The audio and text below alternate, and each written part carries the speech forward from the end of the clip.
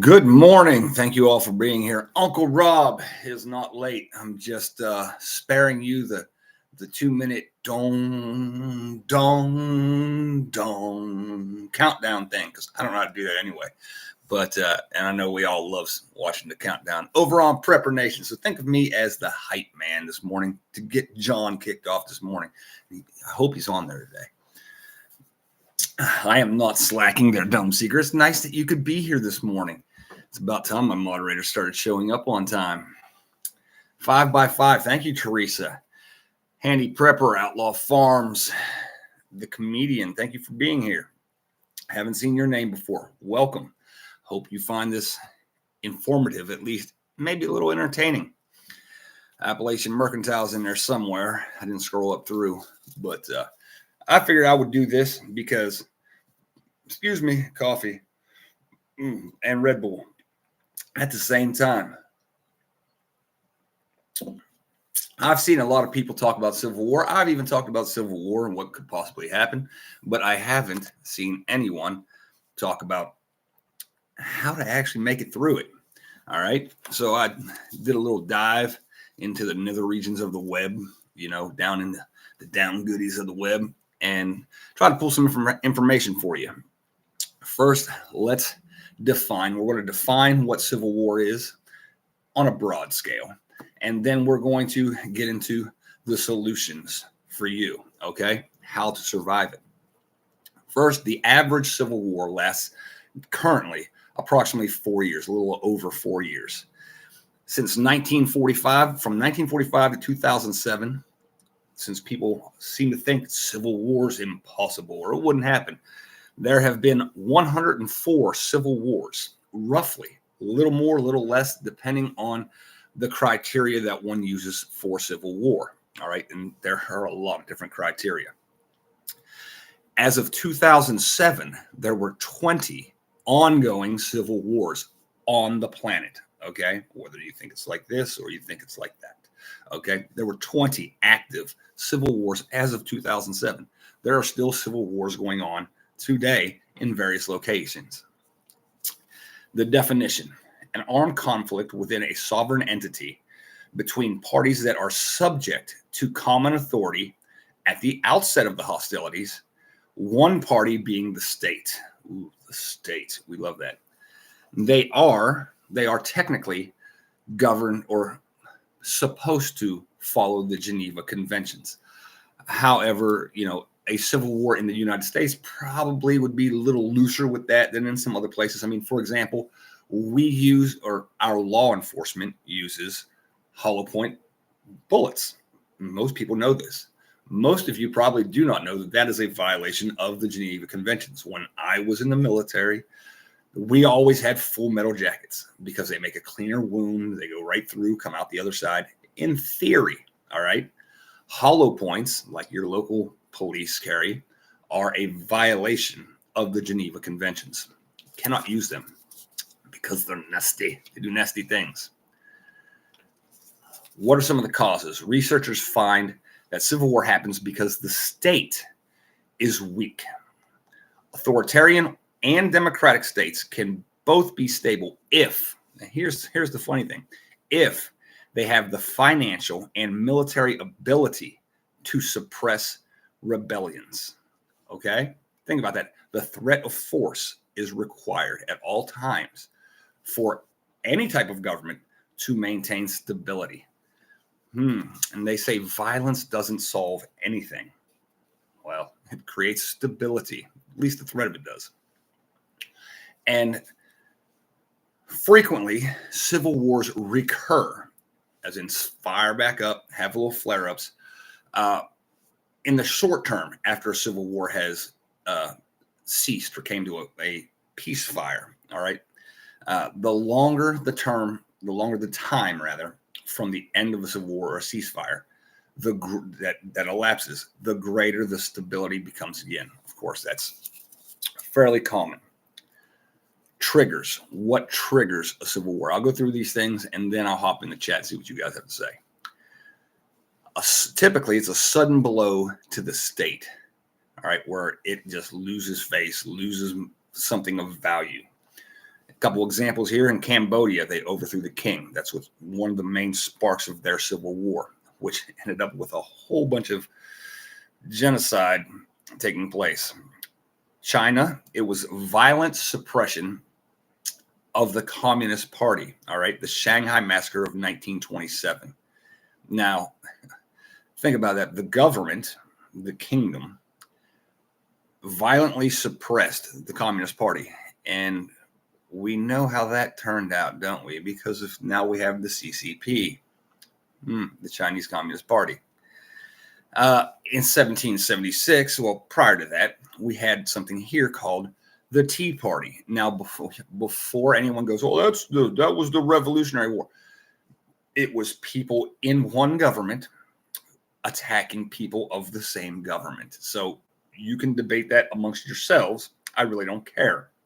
But when you have officials, people who are actively officials of one government attacking the same government or their supplies or their infrastructure, their money, that is technically a civil war. I mean, you don't think Benjamin Franklin could just write letters to the king just because he was just, some average Joe, right? Okay.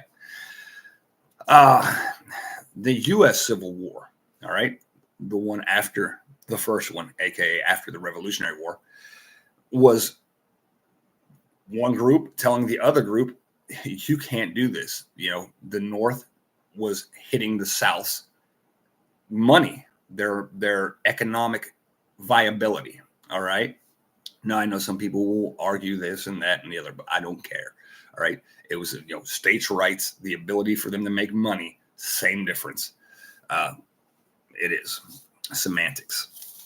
All right. Typically, civil wars pop off in places where there is rougher terrain. All right. I mean, we see it all the time. Afghanistan. All right. Venezuela. I mean, China. These places, wherever, because rough terrain tends to favor rebellions because rebels have places to hide. They're normally closer knit communities. They're more dispersed communities, so they're harder for the state to govern. And rebellions tend to pop off in places like that. Think of West Virginia, the coal mine wars. Think of Tennessee, Kentucky, places like this. Places where it's harder for the government to actually have strongholds. Okay, there are no large military bases in West Virginia. And it tends to be prone to more of rebellious activity. Population risk rises. Risk for civil war rises. What was the word they use? Proportionally with the rise of population. The higher your population grows, the higher the chance of you having a civil war. Last I checked, our population has risen quite a bit. And if you just look at the influx of migrants, all right, there's a significant population rise. Okay. And that leads into another key factor. One of the key factors for civil war is the lack of male prosperity. If there's a lack of prosperity, a lack of good jobs, a lack of good income for the fighting age male, then the risk of civil war increases as well. Ethnic or cultural dominance. All right. You hear people talk about replacement theory. If enough of the population of the Caucasian population actually believe that they are being replaced, this could spark a ethnic/cultural rebellion. Okay. So that's probably one of the reasons why everybody's trying to always debunk this on the mainstream media, saying, "Oh, there's no replacement theory," because if that seed grows into fruition and people go, "Wait a minute, we are being replaced," there may be a uprising. Okay. Some of the key players that you need to keep an eye on in the event that there's a civil war is one, the main sanctioned bodies, because civil wars are typically two actors. So you, like in the upcoming movie, I guess there's states that seceded. All right, we are one of the few nations on the planet where our individual states have their actual own standing armies. Okay, you have to remember that technically every National Guard soldier does not swear an oath to the president and, the people, the officers appointed over them in the U.S. Army. They swear an oath to the Constitution of their state, the Constitution of the United States, and to their governor. Okay, so the National Guards are standing armies that are controlled by state governors. All right, so if states seceded, they could just activate their National Guard. They probably would activate their National Guard. And a lot of people think that a civil war would be a slow roll. All right, it would be, oh well, it'll be, they're seceding now, so in a few months this is going to happen or that's going to happen. How fast did they lock down the interstate highway system during COVID? Florida did it pretty quick. They had the troops, the state police, I mean, locking down the borders like that. It would take hours, a day at best, for individual states to decide to lock down the interstate highway system. The interstate highway system was, after all, designed strictly for U.S. military deployment purposes, to get troops from one side of the country, or whether it be east or west or north or south, in a rapid fashion. That is the purpose of your interstate highway system in the United States. I-70, I-95, all are designed to move military equipment. It's not for you to just, oh, well, I'm going to go and cruise down a road. And no, it's not designed for you. That's just a benefit that you have of it. It was designed for troops. Okay. Third country nationals. 2/3 of civil wars nowadays involve an outside actor. All right. One or more. All right. So as we saw, in previous wars, where the Revolutionary War, where the French were helping the colonists, you would see it again right now, as we're helping the Ukrainians, we're helping Israel, other countries do get involved. And it would, it's anybody's guess. Throw it in the chat who you think it might be helping states who seceded from us. The current government is, kind of buddy with China. Would China be helping them?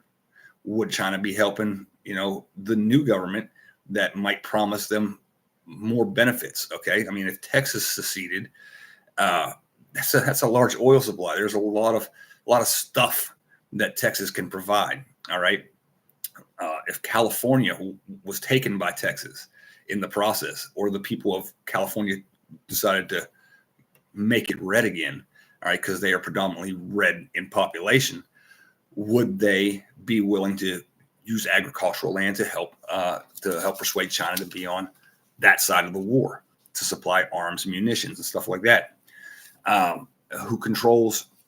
Which states control arms manufacturing? That would be a big thing. All right, and they would be targeted as well. But let's get into the surviving of this thing. The key, what I want you to take away the most is pay attention. Pay attention to the politics. I know people don't talk about politics or religion. Oh yeah, it's brilliant, absolutely brilliant to not talk about the two things that control and dominate your life the most. That's just brilliant. Let's not talk about those, because what could possibly go wrong not talking about the two things that have the biggest impact on your life and on your society? All right, pay attention. Listen to what people in your area are talking about. What kind of area do you live in? All right. Are your neighbors leftists? You need to know these things, and you can know these things just by paying attention. All right. Have conversations with people in your area, because your area might not be your area. There's a scene in this Civil War trailer near the end, where the guy says, "We're Americans," and the guy's pointing a gun at the soldier, and he says, "Yeah, but what type of Americans are you?"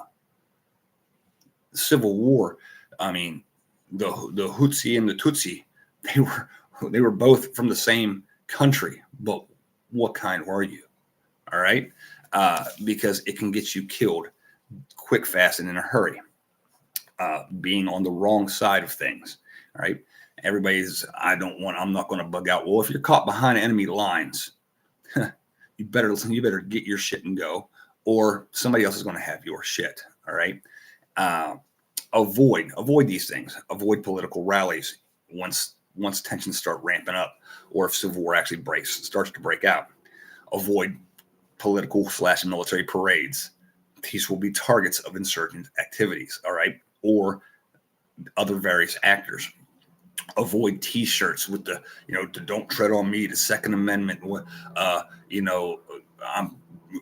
whether left or right. If you have the pink hat, don't put your pink hat on there, fellas, ladies, whatever, and because someone may target you. All right, stickers on your car, on your windshield, on your pickup truck, on your Tesla will make you in a civil war a target. Excuse me. Colors. Look at Bloods and Crips. They have different colors. All right.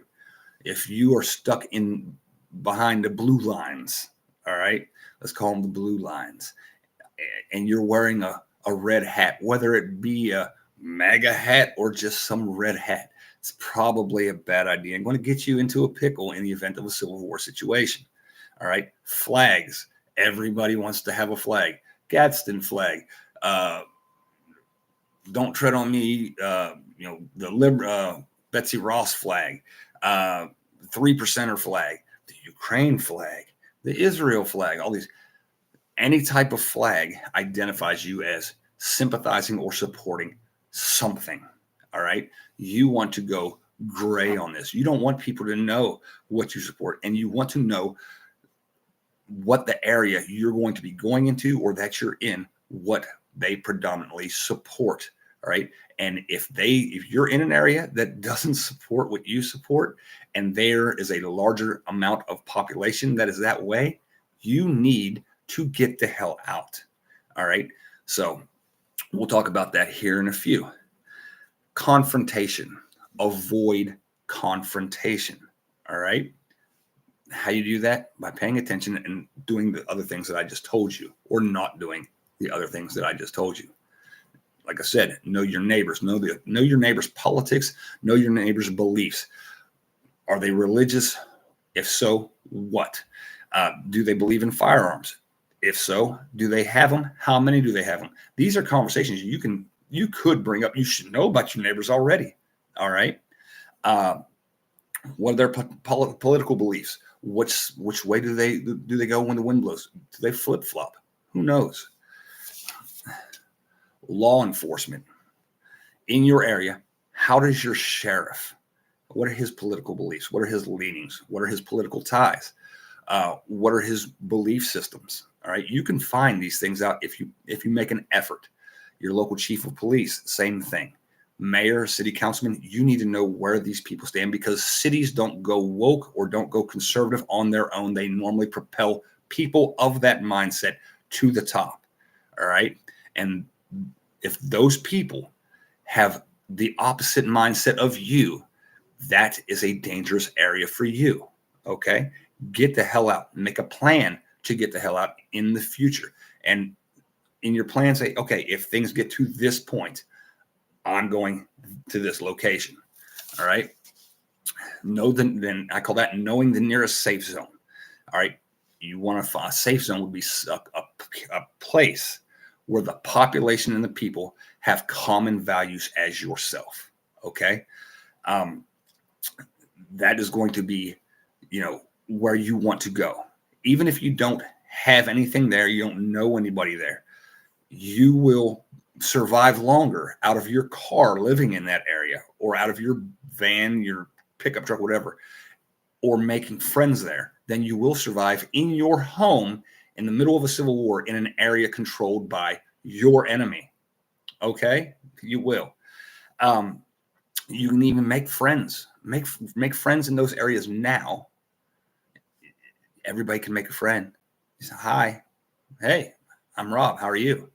Meet people, at least one in that area that's like-minded. All right.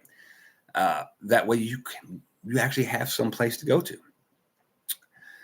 Be ready to move. All right. As we said before, you keep certain stuff already bagged up, a bug out bag, a go bag, get home bag, whatever you want to call it. So that way you can grab your stuff, the vital stuff, the stuff that you need at a minimum, throw it in your vehicle and get the hell out of Dodge, or throw it on your back. If the road should happen to be congested, controlled, locked down, alternate routes to get there. Know many ways to get from where you're at to your safe zone. All right. Oh, what else did we need to go over in this? I did covered that.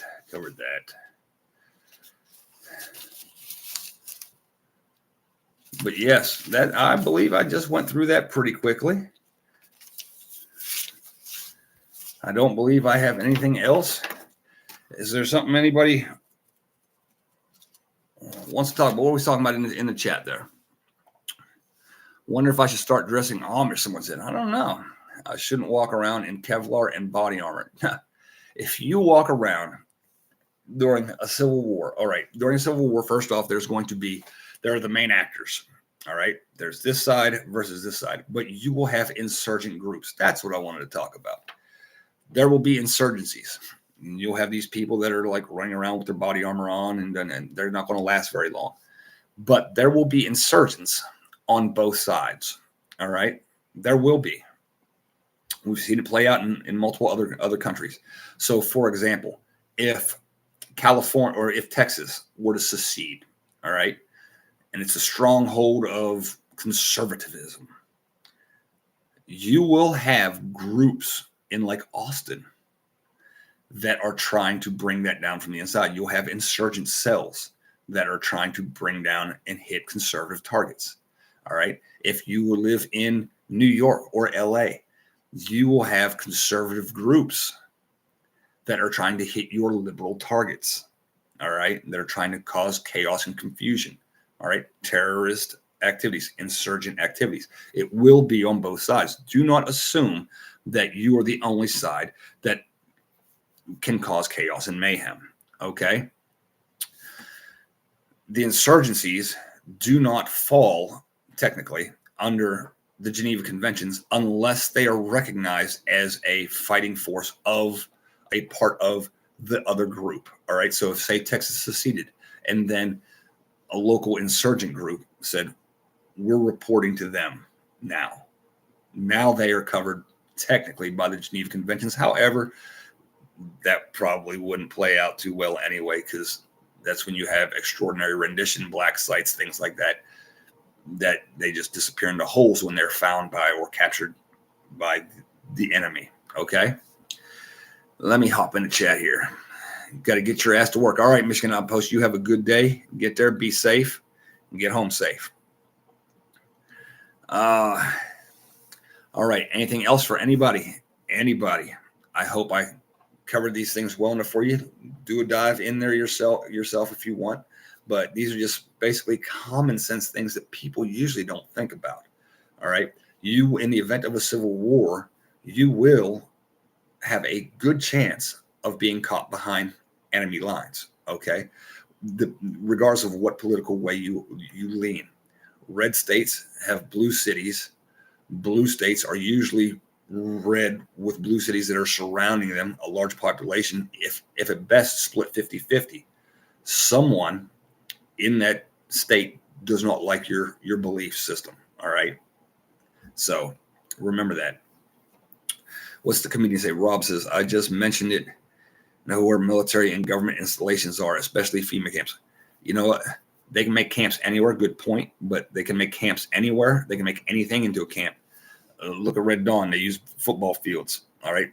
Camps can be put up like this. But yes, know where military installations are in your area. Know where law enforcement are at in your area. Look at look at your area when you're driving through. Look for key choke points on your interstate system. Those are the places where they're going to set up your checkpoints. Okay. Um, Predominantly, it's going to be at state lines. All right. Control the flow of combatants and non-combatants. All right. So look at stuff like that. What's the best part of West Virginia to look at? Outlaw farms.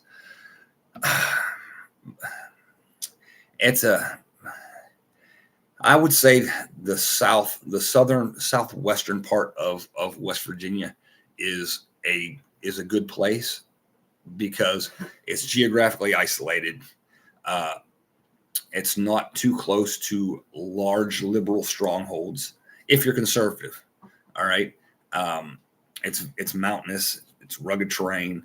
If you're from the areas, you know the areas. Northern West Virginia has petroleum products that come out of the ground, petroleum, coal, things like that throughout most of the state. The eastern part of the state are really close to a lot of liberal strongholds and liberal demographics. And the further east you go, the more the population tends to support those because the state butts up against Maryland, DC, Virginia, Pennsylvania. So that the state in itself could possibly split, or at least lose some panhandles, a panhandle, maybe two, who knows? But it's terrain you wouldn't want to fight in if you were in an occupying force coming in.